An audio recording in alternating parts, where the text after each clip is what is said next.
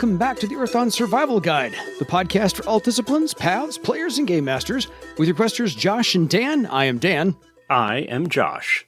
And on today's podcast, we will be discussing all things nautical, as we talk about the preferred method to get around the province of Barsaive, river travel. So if you have any questions for us or anything else you'd like us to talk about, please contact us at edsgpodcast@gmail.com or leave us a voicemail. How do they leave us a voicemail, Josh? I forget how. They can go to anchor.fm/EDSG and there is a link there to leave a voicemail recording if you wish. Fair enough. So I've got some scattered notes on Barsaive river travel because it's kind of comprehensive, but it's really comes out of a couple pages out of the Serpent River sourcebook, which I know we haven't touched on in a little while or so. There are some nuances that I think Josh will correct me on wherever I get wrong, or at least be able to fill in a whole bunch of blanks for the listeners. Sure. Yeah, we are going to cover the various Tiskrang aropagoi in depth, but first we're going to start off with this kind of broad overview of river travel in general, at least as it's sort of presented in the various material.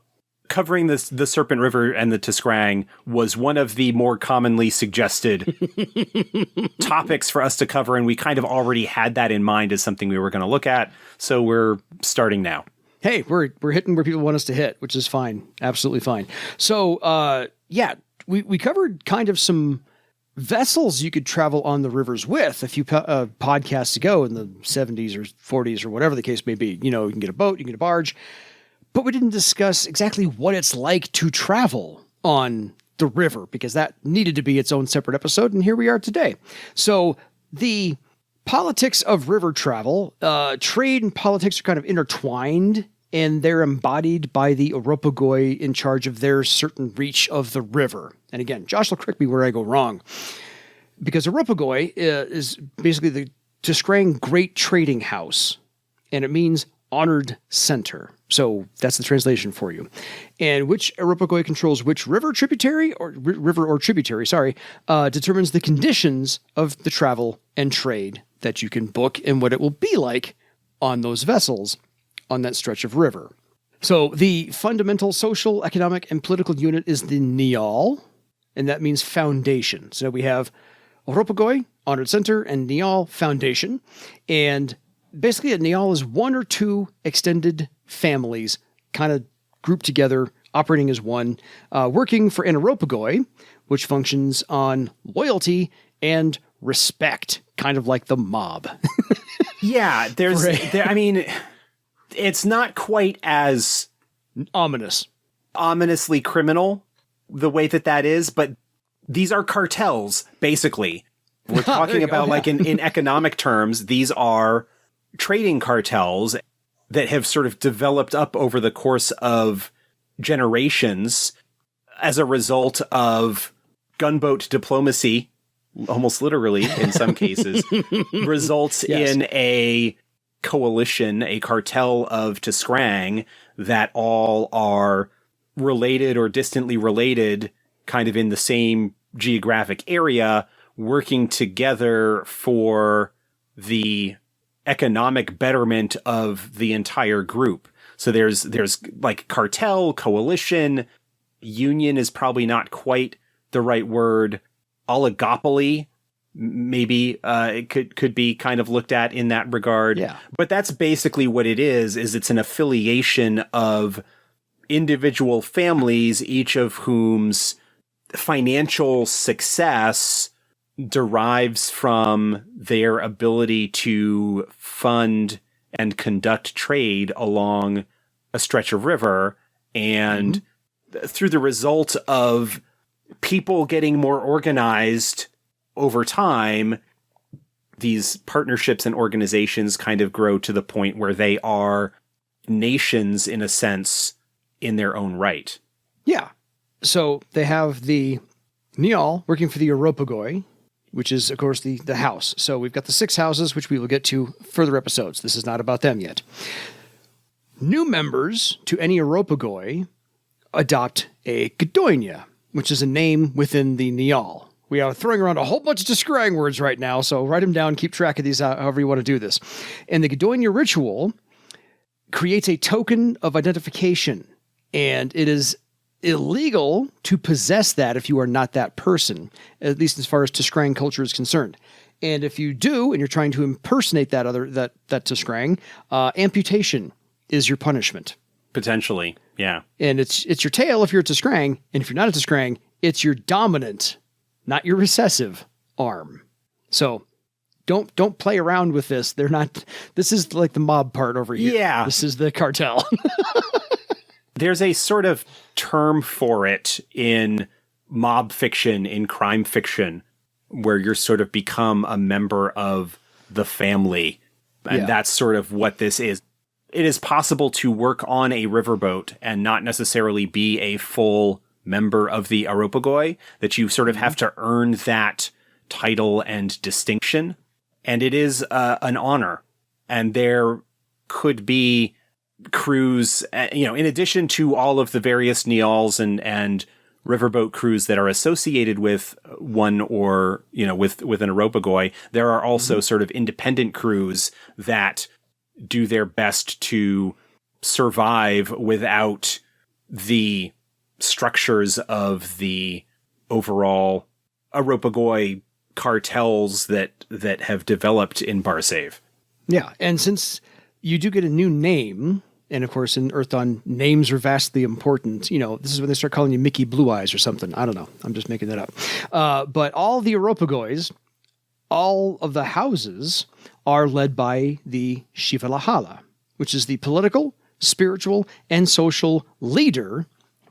Well, yes and no. Okay. So run. Go. Again, we're not getting into the details here, but of each one of them, no. Of the sort of aropagoi, the sort of generally considered great houses, and we kind of talk about the ones that are listed primarily in the Serpent River source book, but they get mentioned in other places as well. The 4th edition GM's Guide, for example, goes through them all. Yeah. 4 of them do follow that structure. Catention, Vestrimen, Syrtis, and the ones affiliated with the Denerastus up in the North Reach. Which escapes me at this exact moment. But those 4 do have that kind of shivalahala formal structure. Ishkarat. Thank you. Ishkarat is the 4th very one. Hard to... And I'm not actually 100% sure. Pretty sure the Ishkarats kind of have that structure as well. But we've also got House Hengyoke, which they're this sort of mysterious, appear out of nowhere, silent pirate federation, apparently. And it's not clear whether they actually have a shivalahala, and if so, who that might be and whatnot. It is not a known thing. It is a mystery within the setting. And there is also House Tecambris, which is not, because the original Tecambris was essentially killed off by House Catention. The reborn House Tecambris is more of a sort of elected captain leader kind of thing, and does not have the traditional shivalahala situation. Fair. So that is something to keep in mind, that while, yes, the aropagoi have a shivalahala is true, there are a couple of notable exceptions. Now, whether you would consider Hengyoke or Tecambris to actually be aropagoi, I'm sure is much of a debate for scholars, but they are notable powers in their own way on the river and do not follow that structure. Fair. So before we go anywhere further on anything else, we needed to lay the law down. This is how the Tiskrang operate in their... Well, the Tiskrang in Barsaive on the Serpent River. Correct. Sorry. Knew there would be the parameters on the discussion, which is absolutely appropriate for parameters on this discussion. So this is how the aropagoi and the Nials and all those operate with your Godonian, the whole thing. So like I said, some Tiskrang words thrown at you, write them all down. A little history lesson now. After the First Theron War, Thrall's shipments on the river were delayed, lost, or rerouted because houses Catention, Vestrimen, and Syrtis were using tolls known in Tiskrang as Bakshevas. Yes. So the way that it used to work This is in sort of the past of the relatively recent past, but also I imagine it was the case before the Scourge, that the Tiskrang aropagoi, when they controlled a stretch of river, they controlled the stretch of river. And anybody who wanted to do trade on the river, on that stretch of river, would need to pay tolls, which were extracted sort of as this sort of ritualistic mock combat kind of situation where the ships of the house that controlled that stretch of river would approach and basically demand their cut of the goods that was on that particular vessel. And of course, you might not want to pay it, and so might try to run a blockade or whatever. And so there was a lot of independent pseudo-piracy kind of going on in that regard. And Thrall, not having a navy of their own on the water, because it was almost entirely controlled by the Tiskrang, were having problems because if they were shipping something, say, from Thrall to Travar, they would need to sail it down the Coil River and the House Vistriman territory through there and pay whatever tolls and whatnot that would be required in the course of that journey. And then they would cross into contention territory and need to pay the tolls and whatnot. And so the more territory you pass through, the more cuts get taken out of your goods and the less profit that you end up making. You know, it was largely a free-for-all, and as much of the ritualistic combat that was kind of had developed into Tiskrang culture around the Bakshevas and the tolls and ritualistic capturing of cargo from rival vessels, there was a similar sort of thing that would happen to sort of control villages that were on the sort of border territory between house territories. Yes. So in Tiskrang, I just love throwing Tiskrang words around because I can today. Shivoam the Nokamai Dores, which translates as the spirit of the river requests a gift, is one part of the Baksheva. The literal translation of the word Bakshevas is taking the 10th part. The word is as old as the serpent is long, and it refers to the toll system still enforced on some isolated stretches of the river, particularly along the tributaries. In the old days, when a riverboat submitted to a pirate vessel, the pirate captain would board and demand a 10th of the ship's cargo in return for the lives of the ship's crew. So they wanted 10%.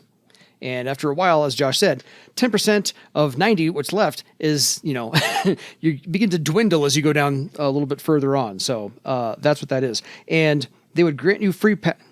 Well, I was going to say, it was sort of from this that the larger coalitions would eventually grow into Tiskrang society, because if you could band together with multiple villages and sort of agree that you would not prey on each other's cargo, then you would have a force that could potentially hold off pirates and whatnot, and that sort of grows and eventually becomes these large cartels and coalitions and formalizes a lot of what was previously kind of a free-for-all. Yes, and a little bit of lore for anyone who's actually interested. When the pirate captain granted you passage, because you paid him 10%, he would grant you passage for, of course, a year and a day. From his crew, not anybody else. Yeah. Just his. And again, that's where those partnerships develop, because if you are constantly running away from pirates, the risk involved in river trade at that point becomes a lot more significant. So his or her crew, because a lot of riverboat captains from Tiskrang are female. So yes, that's because of the general matriarchal society of the Tiskrang in general. Yes, and I had to get back into that mindset because, dang, it's been a while.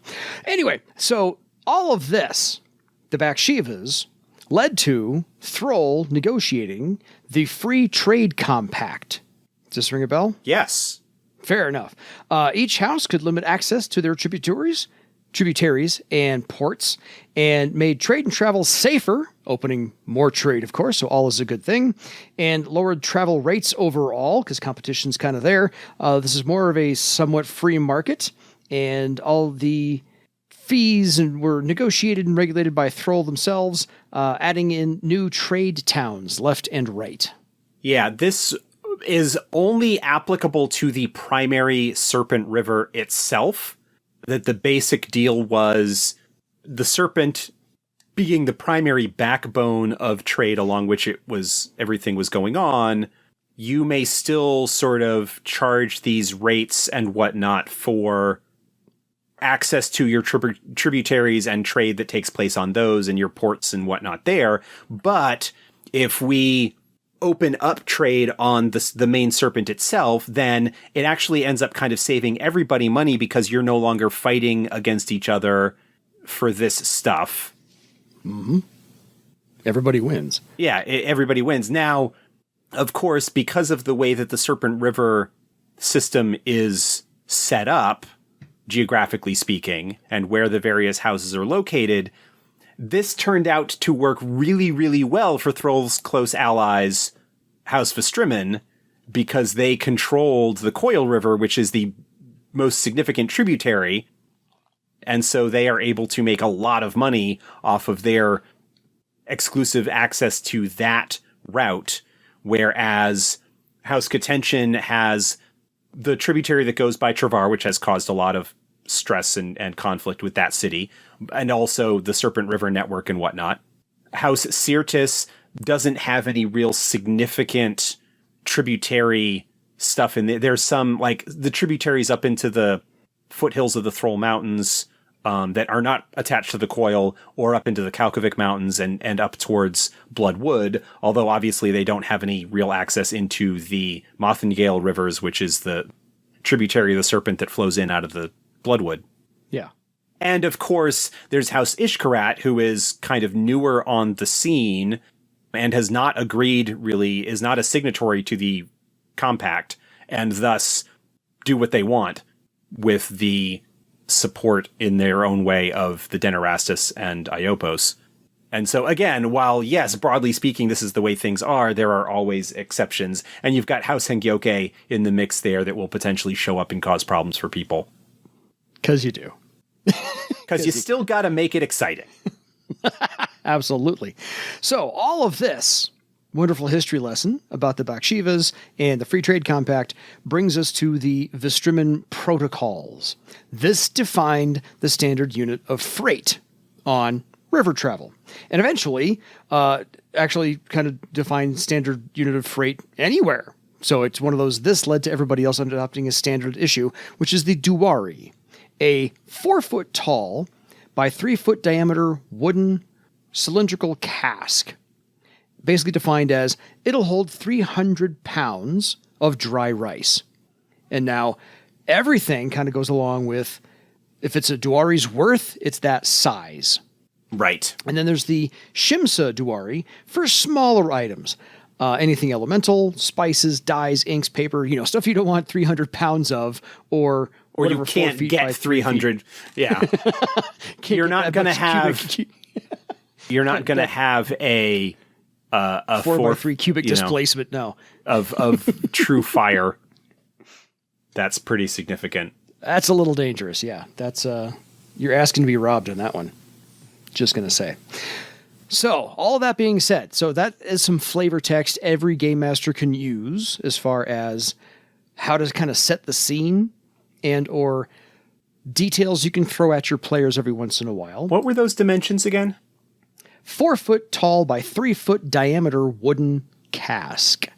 So that's approximately 28 cubic feet. Okay, fair. The size of a minivan storage? I don't know. I have no idea. I don't know. But that's not too bad. Let's see. It's a little bit bigger than the casks a little bit bigger than the wooden barrels the United States has been using for a number of years in the distilling industry. Okay. Significantly larger. Because on the barrel head is a phrase, and that barrel is usually only about 3 feet tall, maybe 2.5, and not quite 3 feet around, so it's about 1.5 feet. So I think that's 66% bigger. Anyway. So, yeah, I was trying to mentally switch that into meters, but so 4 feet is a little bit more than a meter. Yep. 3 feet is just shy of a meter. Fair. And it's a cylinder, so it's a little bit less than 1 cubic meter of space. The volume. Yeah. Okay. Fair enough. So, all of that, like I said, is flavor text that game masters can use to kind of set the scene a little bit and have some politicized stuff in the background about who and what ships you're on. Now, traveling on the Serpent River, you can pretty much assume a speed of about 16 hours a day travel, which is about 5 to 6 miles per hour. You can roughly get about 80 to 95 miles per day, depending upon how swift the currents are going and if people are rowing and so forth and so on. But you don't need to. These are usually paddle boats. It'll cost you about 5 silvers a day on average, depends upon the boat, whereas airship travel is about 30 silver per day. So this is a whole lot more affordable. Yeah, well, and also airships are a lot more restrictive in terms of how much space they have available. They tend to not have the cargo or passenger capacity that a riverboat has. There are also a lot fewer airships than there are riverboats. And so it's vaguely, and I say really like broad arm waving, like this is not intended to like be a direct parallel, but it would be similar to travel by rail as opposed to travel by plane, assuming that we had an actually decent rail network here in the United States. I was going to go with a city bus, but yeah, I'm okay with that. Well, because that's the sort of scales that we're kind of talking about. Fair. Like if you want to kind of take Barsaive as, let's say, the northeastern US, which, you know, you do have that kind of rail corridor running from Boston to New York. All the way down. Yeah. All the way down to DC. It doesn't tend to go much as effectively further south than that, and, you know, connects in Pennsylvania. And you have some spurs, obviously, you know, out into other areas and whatnot. But like that's the kind of difference. You're looking at more of them, a little bit different in terms of style and expense and whatnot. No, I'd go with the European rail system any day of the week. So it is very cool. Beautiful analogy. Love it. I was going to go with that as well. On your travel on the riverboat, depending upon the ship that you're on, which we'll get to in a minute or so, usually that 5 silver a day could include a bed and 2 meals. Depends upon what you're looking at. And otherwise, what you've negotiated with the captain. Totally. Riverboats can always use an extra hand, so maybe if you work a little bit, it might make your passage a little bit cheaper. And it's not uncommon for adepts who come to the defense of a riverboat if it runs into some kind of trouble, whether a pirate attack or other hazard, that they help out with to potentially get a discount off of their fare as a result. Yes. Josh was getting ahead of me, which is just fine. You're fine. You're fine. You're fine. It's your show too. So basically there are 6 types of riverboats you can book passage on. Because again, the previous episode on river travel, we figured out you can get a canoe, you can get a barge, whatever the case may be. This is actually booking passage, to use Josh's analogy, on the rail system that is powered by water. So we'll go from there. There's freighter passage. They usually have about 10 to 15 available berths for passengers. Cost you 5 silver, always negotiated with the captain. But you are sleeping 4 to a cabin, you are eating with the crew, and you are expected to, well, if you load and help unload, it will help reduce your passage cost. So, have you ever used freighter passage in any games you've run before? Not specifically. I mean, I've had stuff where I have not made it a significant factor in things. Like if I am considering like the group is at point A and trying to get to point B, and part of it they are going to take as river travel. I tended to just kind of hand wave, okay, it's going to cost you this much and take this amount of time. Fair. I think there is plenty of opportunity to flesh things out in terms of characterization and contacts that you might make on a voyage like that and potential hazards or whatever, but it's not anything that I have significantly had. There is in The Longing Ring, the first Earthdawn novel, there is a notable Tiskrang River Passage section of that book in the first edition Earthdawn Survival Guide, the actual book, from which we take our podcast name. There's a sort of travel log as well that I think is actually a great little sort of introductory story about a wet behind the ears apprentice going out for his first journeys outside his little village. And I think there's a Tiskrang riverboat section of that as well. And so there are some examples in the fiction and lore that give a pretty good description of how those sorts of things go. Nice deep pulls there, Josh. Thank you. You can also book passage on what's called a passenger line. The Titanic is a passenger line, but a very bad example and too big a ship to fit on the river. So we won't go there. Each aropagoi maintains 1 to 2 passenger-only riverboats. No freight, no showboats, no nothing. These do make scheduled stops like buses and trains, and so they are somewhat regular to those places. It costs you 5 silver. You get to bunk with 3 other people, so again, 4 to a berth, and you do get your 2 meals. If you pay 25 silver, or somewhere in between, depending on the negotiation with the captain, you get a private bath and private quarters and gourmet meals, so you don't have to eat with the rest of the swarthy crew. This does run routes between large cities. There is a route from Travar to Lake Ban, run by the Contention. There's a route from Throl to Europa, run by the Vestrimen, and one from the floating city to the Cliff City, also run by the Vestrimen. Yeah, I mean, this is the point where we are sort of defining that space of the traditional established Tiskrang cultures of House Contention, House Vestrimen, and House Sirtis, which then sort of contrast with House Ishkarat, which does not follow these rules, and the the other sort of independent federations, the Hengyoke and Tecambris in particular, but any other sort of independent stuff that might be going on. It also kind of points out that, at least as far as the river is concerned, you don't just have general passenger service north of the Cliff City. Anything beyond that, you would be taking freighter service. Exactly. So, if you can't find a freighter, and if you can't find a passenger line, because you don't have that kind of coin, there is warship passage. And that they'll only take on adepts who can fight. And only if it's needed, of course. But just in case, they do it as a just in case you can fight. They don't expect to be, because they're not going to hire you to be loyal to their aropagoi. But the game mechanic is really, if you have 10,000 legend points or higher, probably you'll qualify. How you negotiate that with the captain or the guard is entirely up to you. Again, cost you 5 silvers a day, but they will refund your passage if you help them fight, if a fight happens. So, not bad. And it's only, per day. So, toss a gold here and there, you're in good shape. So, that is warship passage. Now, there are some smaller riverboats, mostly on Lake Ban, that just cross the Serpent River. They don't go up or down with the current. They're known as a ferry service, and I'm pretty sure anybody who's been anywhere near a body of water knows what a ferry does. I do not live near a body of water, so I don't. So I'll explain it to everybody else. This only goes across the river from one shore to the next. It is not a long passage. It won't cost you a whole lot. 10 to 20 copper from one place to the next, because you're not going to be on it for longer than an hour or so. Right. Depending on the largest spot of river. Prior to the more advanced engineering abilities that allowed people to build bridges, ferries were typically how people would cross rivers for most of history.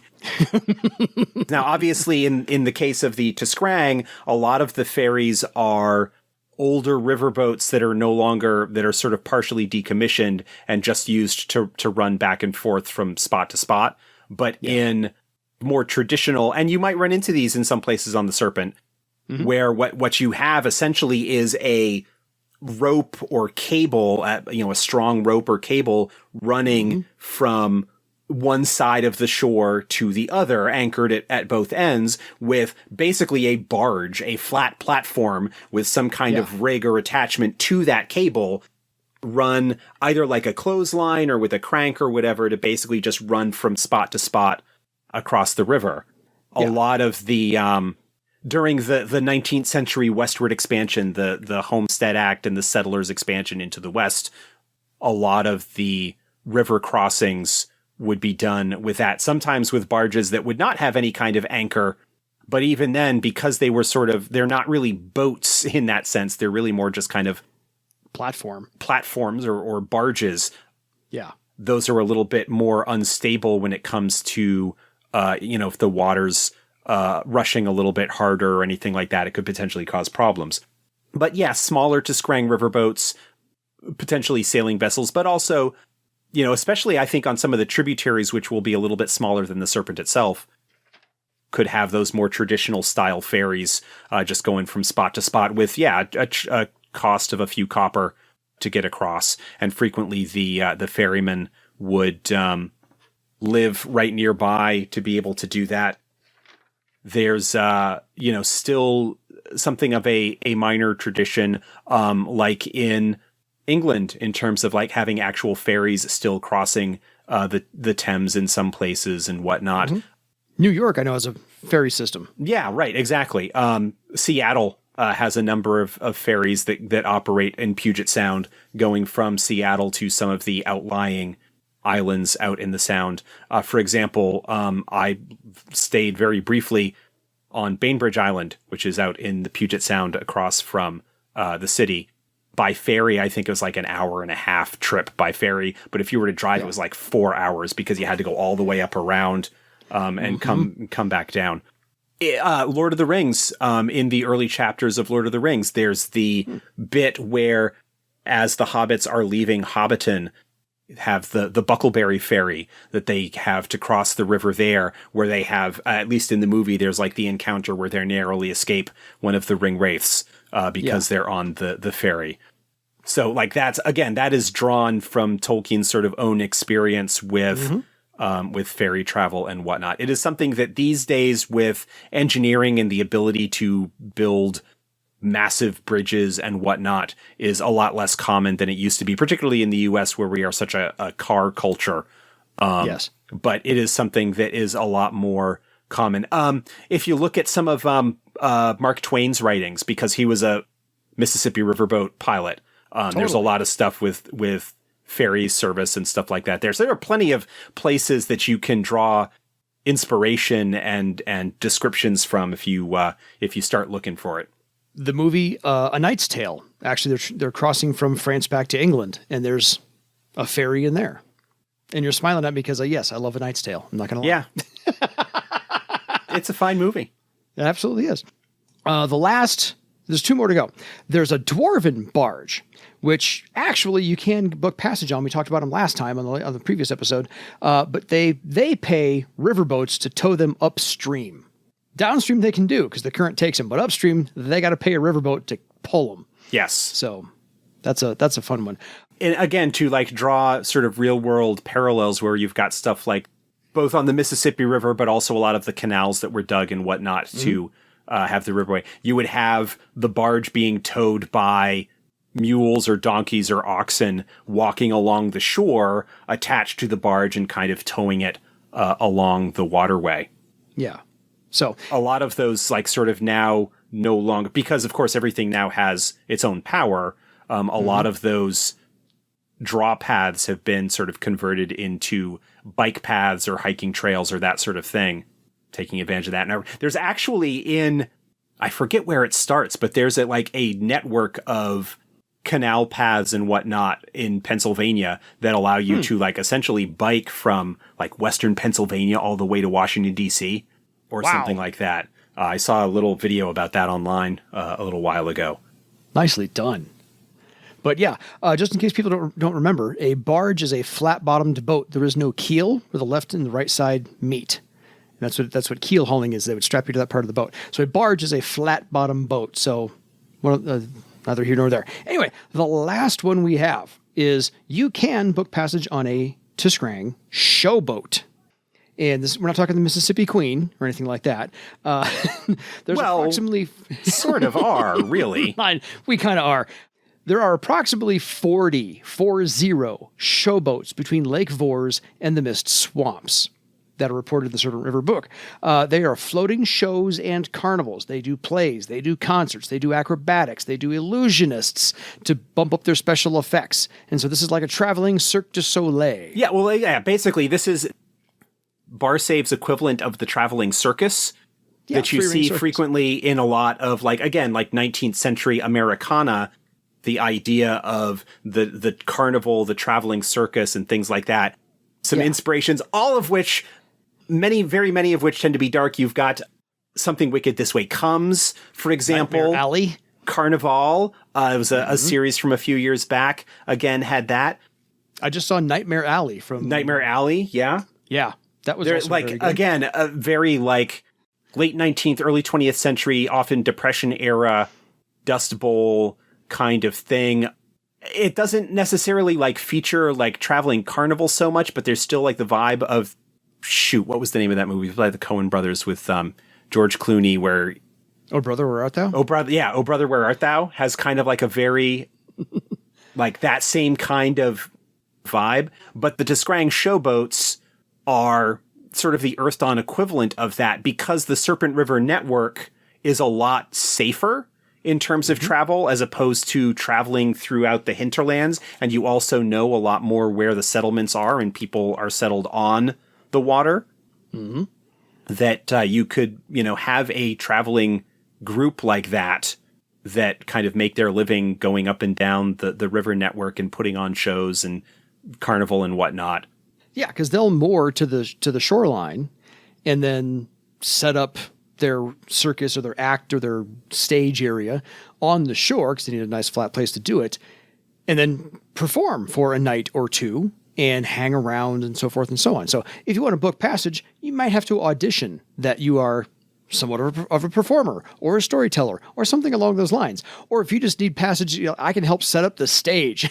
I'm a part-time carpenter. I'll build it, whatever the case may be. I'll do the rigging, whatever. So if you're involved in the theater in any way, shape, or form, in the background as an Earthdawn character, you might be able to help out on the showboat. Now, these are run by Tiskrang more often than not, but they are racially diverse. They do have elves, dwarves, humans, whoever is on there that can do something along the lines of a theater or circus production. So don't just think that it's only Tiskrang on there, when most of the other ones probably are only Tiskrang.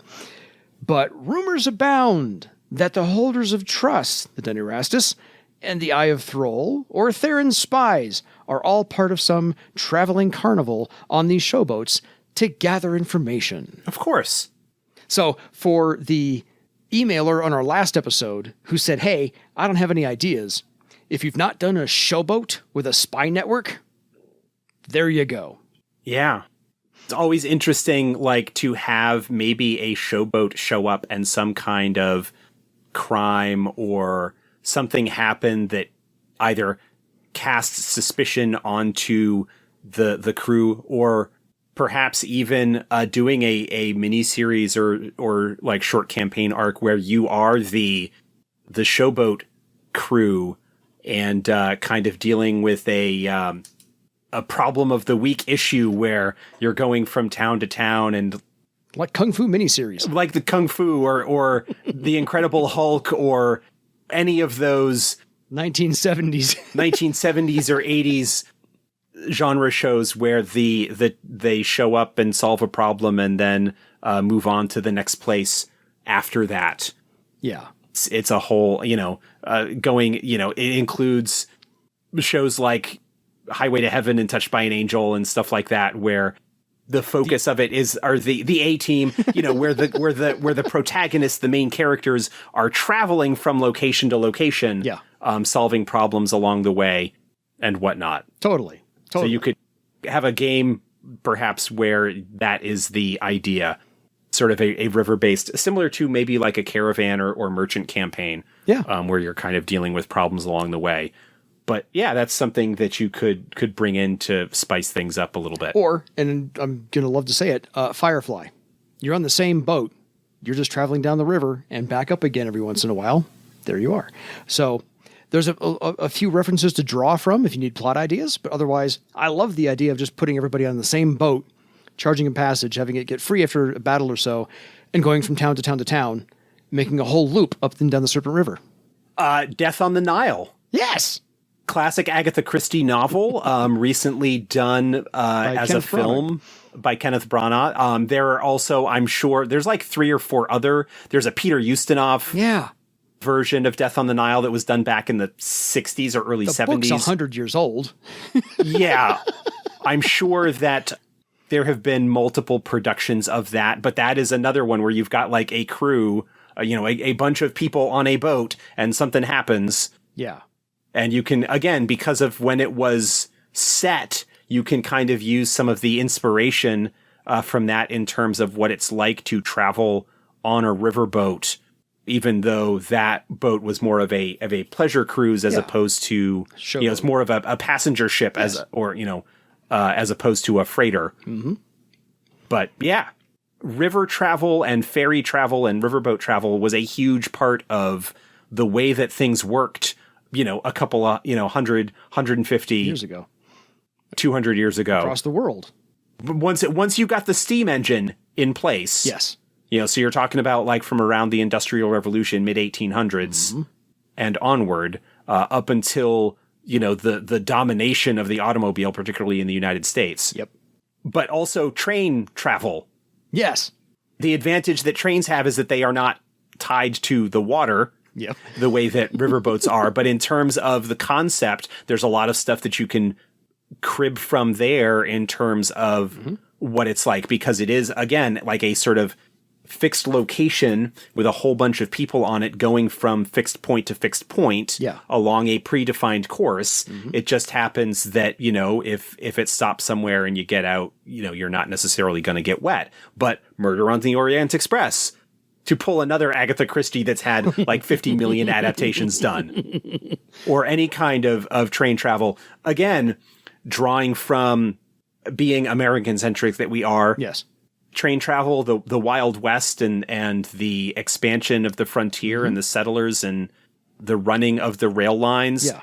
Obviously, some of the stuff that goes on in terms of the classic Westerns with the trains going certain ways and the land grabs and whatnot and the desire to have a train station and whatnot, obviously are not going to be as much of a factor when you're talking about riverboat travel, because you can't change the course of the river the way that you could, design a rail line. But still, some of the same issues and whatnot that you could have in terms of threats to that mode of travel could be adapted to that sort of thing, especially, again, if you're talking about some of the tributaries and whatnot, as opposed to the main thoroughfare of the Great Serpent itself. Yeah. What's the new Disney movie that just came out with The Rock about, what is that movie? They're on a riverboat. Jungle Cruise. Yeah, that's the one. Yeah. It's another one you could Absolutely. Look at. Yeah. Jungle.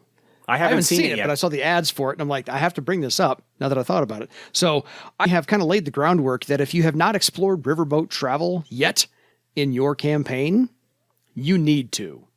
It's vital. It is definitely a place where you can bring in a lot of color and interest and whatnot.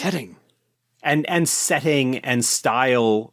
Obviously, there is some potential issues that you can have when you're dealing with travel on the water, because water travel in its own way can be dangerous.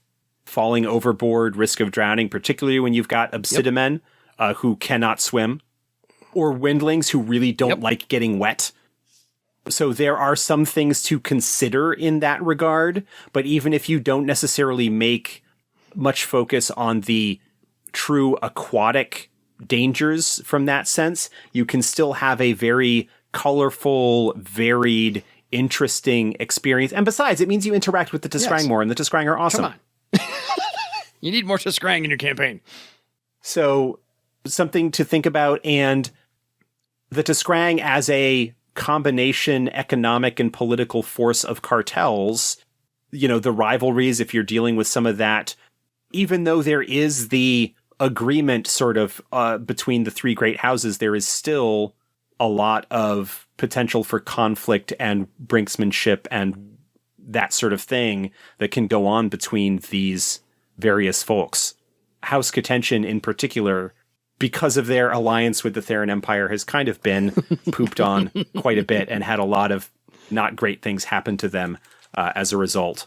But there's like plenty of opportunity for exciting heroism and totally. Stuff like that. I did one little mid passage between adventures, and I specifically wrote something to take place on this riverboat to inject a whole bunch of setting and flavor and whatnot. And I really enjoyed it. I need to do more of that. And so this is just a reminder to all of us.